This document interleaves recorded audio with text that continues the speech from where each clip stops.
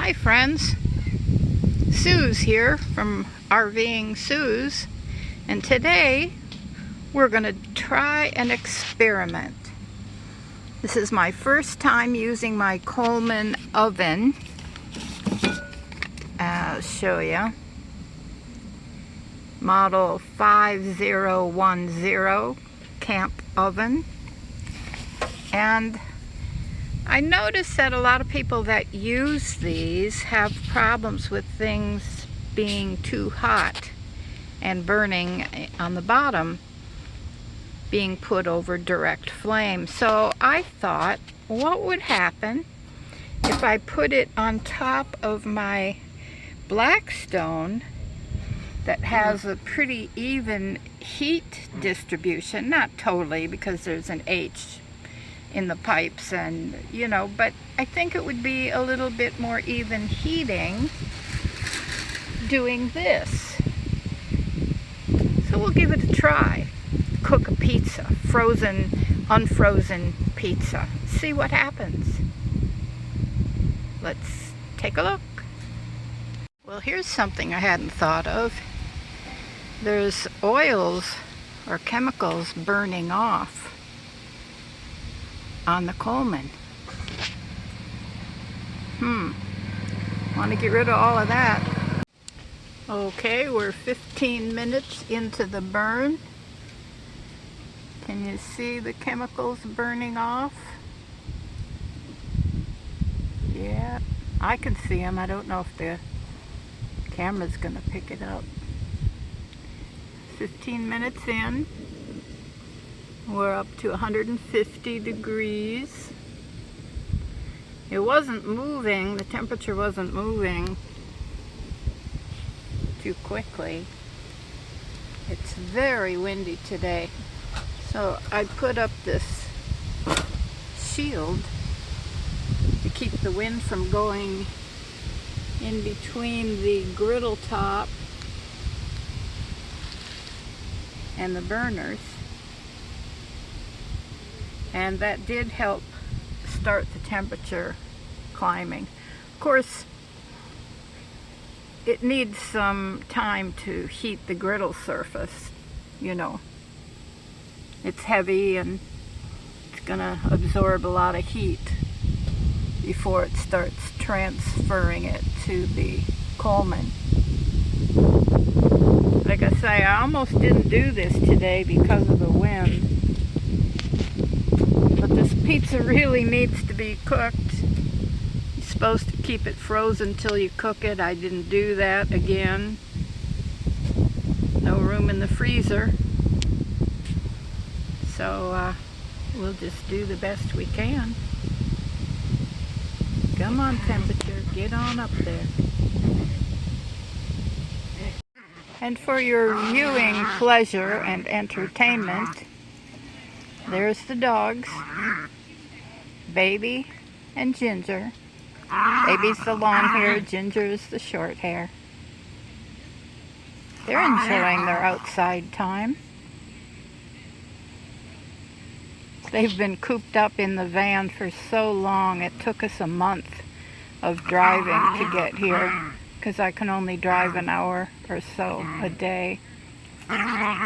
So for them to be outside on actual grass, Michigan style fine grass. Yeah, I'm talking about you. No, don't come over here. Go play. Yeah, I see you. Go play. No, go play. No, you can't sit on my lap. Go play. Okay. While we're waiting for the temperature to rise and the chemicals to burn off, I'm going to tell you about my Nomex gloves. N-O-M. I don't know the rest. EX? They're gloves that are worn by pilots because they're like flame proof, and they wear them to protect their hands in case there's a fire in the cockpit. And I learned about these from another YouTuber, insert name here. Oh my golly, I can't remember his name. Anyway, I'll write it in.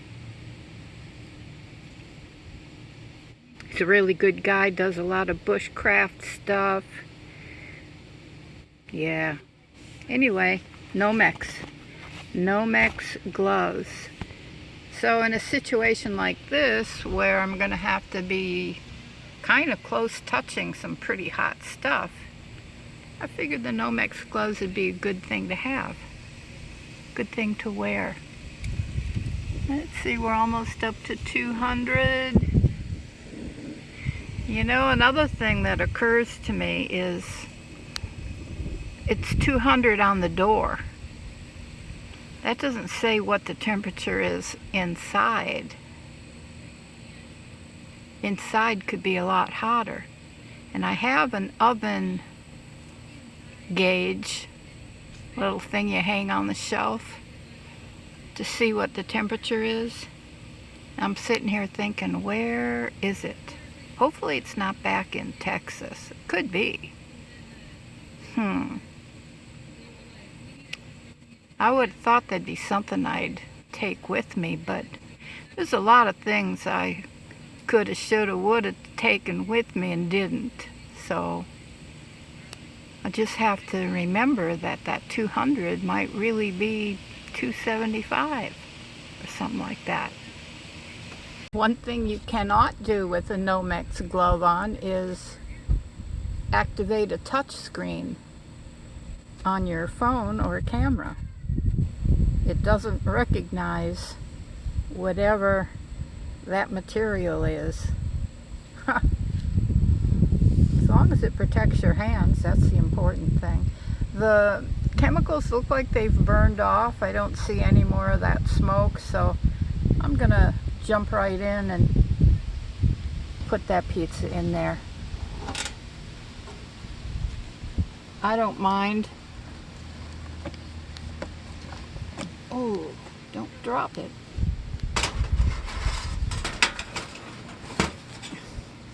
I don't mind if I put it in at a low temp. No, not open. Close. Close is what you're trying to do. Okay, now we wait. Oh, there's that wind. Ooh-wee. I hope we don't have as much wind as we had last night when it tore that branch off the tree so close to my RV. That was quite an exciting moment. I'm not too sure about this process. Opened the door and lost 50 degrees. Of course, you know, that's not unusual. If you open your oven door at home, you're going to lose some temperature too, but you might not notice it. We'll see whether this is going to work or not. I hope so. Well, this might never get up to a hot temperature. Look at that now. The flame somehow stopped and it went all the way down to 100. I'm sitting right here. Went all the way down to 100. So I relit the burner and I looked in the crack there. I don't know if you can see it, but I can see it's burning. Goodness gracious. A watched pot never boils. It's time to walk away. In the process of walking away, I looked up at the sky.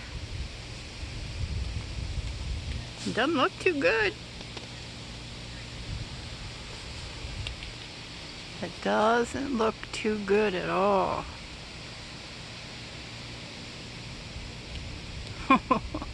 I sure picked a time, didn't I? I looked on the weather and it didn't say anything about rain.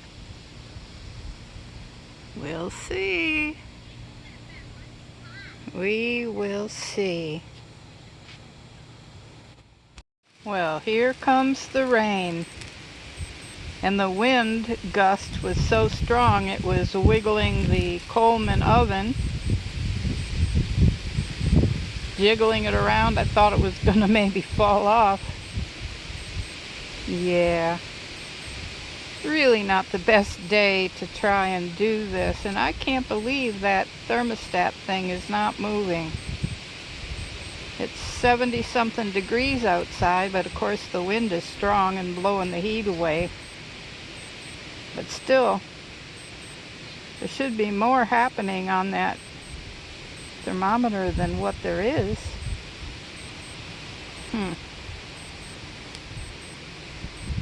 I don't know what to think. What do you think? I don't know what to think.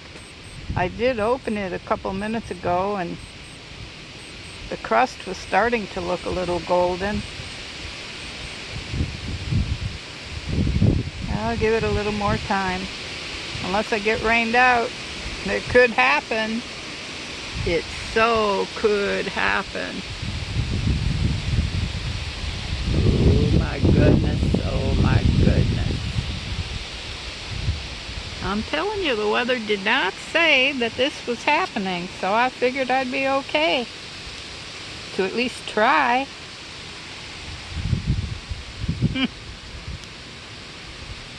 Oh well. Okay, I'm going to give it 10 more minutes. And if it's not done then, I will call this a fail.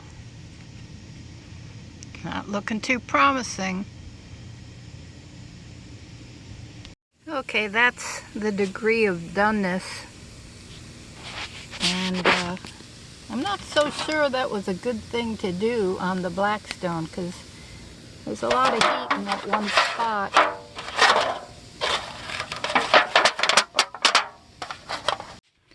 Okay, now that I've eaten a couple of slices of this pizza, I'm trying to decide whether it was a fail or not.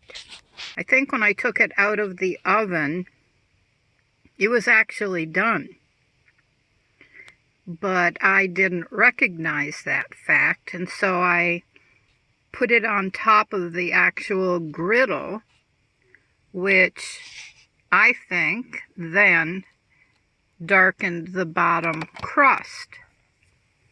And when I say bottom crust, I really mean bottom crust because this is a DiGiorno croissant pizza. And so when it's overdone, burnt, dark, whatever you call it, on the bottom, whoops, well, there's a good example of what I was trying to say. It's in layers. So you can take the bottom layer off and just eat all the rest of it. You can see I took the bottom layer off there because I don't like crunchy hard or dark or burnt, whatever you want to call it. But the cheese was melted, the pepperoni was hot when I took it out of the oven. But I was just so focused on how long had it taken and how much gas was I using. I was burning for an hour. Now, okay, if you're in an oven, 15 minutes preheat, 20, 25 minutes to cook. How much different is that than this oven? Well, I certainly will never use it on top of the Blackstone again. No way. No way. I will use the Coleman like everybody else does. Here I thought I'd think of something new. I'll use the Coleman oven on my propane burner or my butane, probably the propane burner. I have a 2-burner stove. I'll probably do that. anyway, that's what happened today.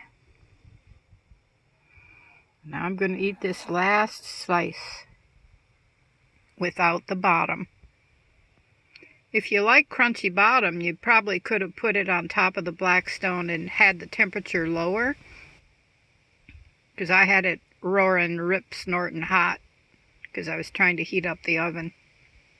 Anyway, have a good one. I'm going to get back to eating. Just don't put your Coleman oven on top of your Blackstone. Bye-bye.